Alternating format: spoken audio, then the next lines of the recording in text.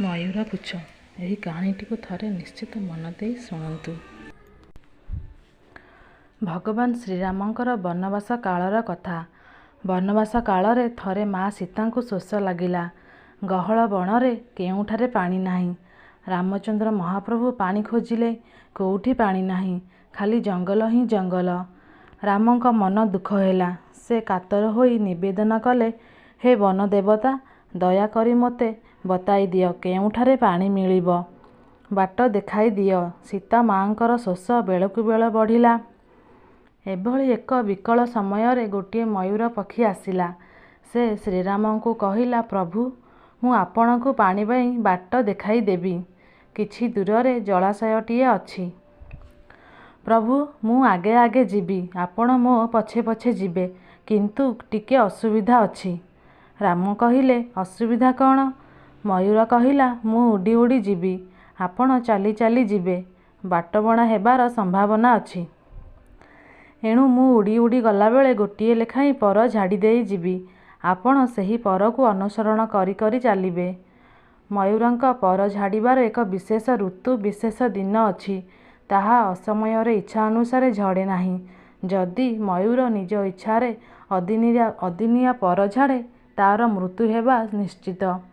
ଏକଥା ଜାଣି ମଧ୍ୟ ମୟୂରଟି ପର ଝାଡ଼ି ଝାଡ଼ି ଆକାଶରେ ଉଡ଼ି ଉଡ଼ି ଗଲା। ପ୍ରଭୁ ରାମଚନ୍ଦ୍ର ମୟୂର ପୁଚ୍ଛକୁ ଅନୁସରଣ କରି କରି ଚାଲିଲେ।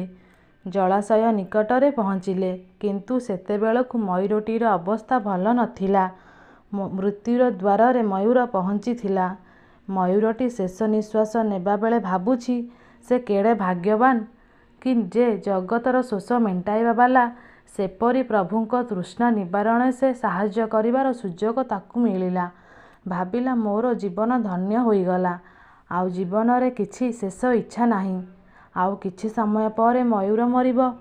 ଭଗବାନ ଶ୍ରୀରାମ କହିଲେ, ମୟୂର, ତୋର ପୁଚ୍ଛକୁ ଝାଡ଼ି ଝାଡ଼ି ତୁ ମୋର ଯେଉଁ ଉପକାର କଲୁ, ଶେଷରେ ଜୀବନ ଦେଲୁ, ମୋତେ ତୁ ଋଣୀ କରିଦେଲୁ।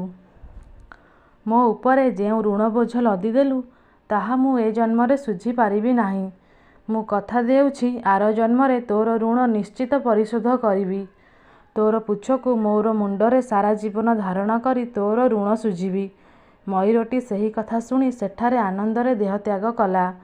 ତା'ପରେ ଆର ଜନ୍ମରେ ଭଗବାନ କୃଷ୍ଣ ଅବତାର ନେଲେ। ମୟୂରକୁ ଦେଇଥିବା କଥା ଅନୁସାରେ ଭଗବାନ ଶ୍ରୀକୃଷ୍ଣ ନିଜର ଲୀଳା ସରିବା ଯାଏ ନିଜର ମସ୍ତକରେ ମୟୂର ପୁଚ୍ଛ ସହ ମୁକୁଟ ଧାରଣ କରି ଋଣ ଶୁଝିଲେ। ତାତ୍ପର୍ଯ୍ୟ ଏହା କି, ଭଗବାନଙ୍କୁ ଋଣ ଶୁଝିବା ନିମନ୍ତେ ଆଉ ଥରେ ଜନ୍ମ ନେବାକୁ ପଡ଼ିଲା। କିନ୍ତୁ ଆମେ ତ ସାଧାରଣ ତେଲ ଲୁଣ ସଂସାରର ମଣିଷ। ଆମେ ତ ଅନେକ ଋଣ ବନ୍ଧନରେ ବାନ୍ଧି ହୋଇଛେ। ଏହାକୁ ପରିଶୋଧ କରିବାକୁ ଆମକୁ କେତେ କେତେ ଜନ୍ମ ନେବାକୁ ପଡ଼ିବ। ତେଣୁ ଆସନ୍ତୁ, ଏ ଦିବ୍ୟ ମାନବ ଜନ୍ମରେ ଆମେ ଯେତେ ଯେତେ ଭଲ କାମ ଅଛି କରିଯିବା, ଯାହାଦ୍ୱାରା କି କିଛି କିଛି ଋଣ ପରିଶୋଧ କରିବାର ପ୍ରୟାସ ଜାରି ରଖିବା। ଜୟ ସୀତାରାମ।